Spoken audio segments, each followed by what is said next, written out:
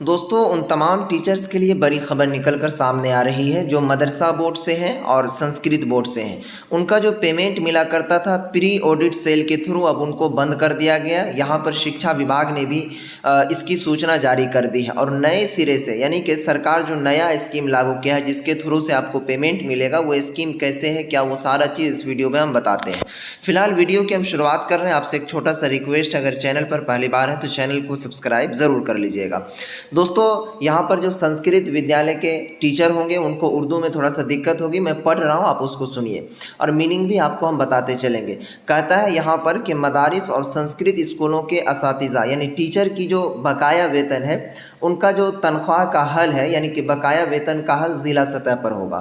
उसके बाद दोस्तों सेकेंड लाइन है कि टीचर और मुलाजिमीन के लिए बड़ी राहत, महकमे तालीम यानी कि शिक्षा विभाग ने 16 जुलाई 2025 को नोटिफिकेशन जारी कर दिया। ठीक है।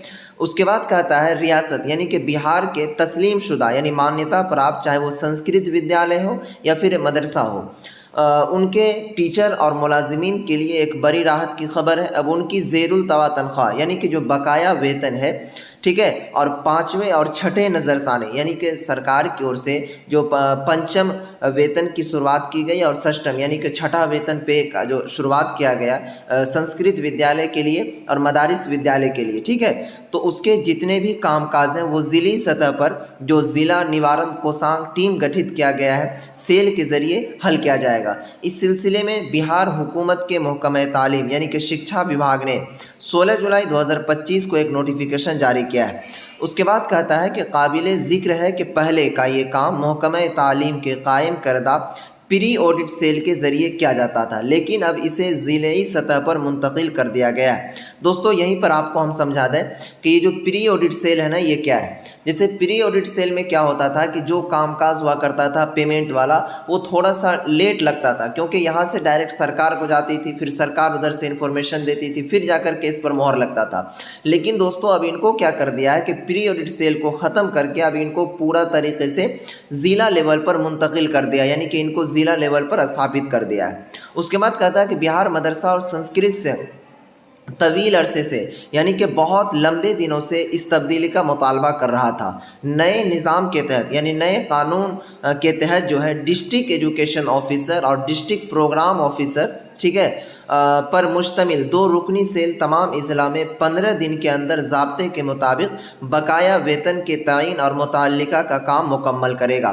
दोस्तों यहाँ पर जो टीम गठित किया गया है ज़िला स्तर पर, हर ज़िला में ये टीम को बनाया गया, उसमें एजुकेशन ऑफिसर यानी कि डीओ रहेंगे और क्या कहते हैं डिस्ट्रिक्ट प्रोग्राम ऑफिसर, ठीक है, वो दोनों इसके अंदर बैठेंगे और 15 दिनों के अंदर कहा गया है कि नए ज़ाब्ते के मुताबिक यानी नए कानून के तौर पर बकाया वेतन जो है उनका सिस्टम मुकम्मल कर लिया जाएगा, यानी कि पूरा कर लिया जाएगा।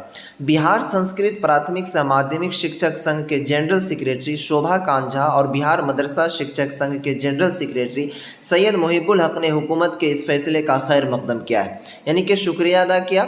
उसके बाद प्रेस रिलीज़ में इन्होंने कहा कि इस इक़दाम से यानी कि ये जो कदम सरकार ने उठाई है इसके टीचर के मसाइल का हल यानी कि जो भी परेशानी है वो फ़ौरन हल हो जाएगा, यानी कि तुरंत हल हो जाएगा। दोनों जनरल सेक्रेटरियों ने वज़ीर आला यानी कि मुख्यमंत्री नीतीश कुमार से बकाया वेतन का जो पेमेंट है, ठीक है, उनको हल करने के लिए ज़रूरी रकम फराहम करने और जल्द मंजूरी देने की अपील की है। जो बकाया वेतन है उनको सरकार से निवेदन किया कि आप जितना जल्द हो सके उसको मंजूरी दे दीजिए ताकि इनका पैसा फ़ौरन मिल जाए। इस फैसले से बिहार के हज़ारों संस्कृत और मदरसा टीचर को उनकी बकाया वेतन बरवक्त और शफाफ तरीके से अदा होने की उम्मीद है। दोस्तों आपको हमने पूरी तरीके से बताया, संस्कृत विद्यालय को भी हमने ट्रांसलेट करके बता दिया कि इसका मीनिंग क्या है और मदारिस वाले को तो मालूम चल ही गया होगा। अब देखिए यहाँ पर जैसे ही सरकार की ओर से पेमेंट से संबंधित कोई अपडेट आती है तो आप तक हम पहुँचाएँगे। चैनल को सब्सक्राइब करके रखिए।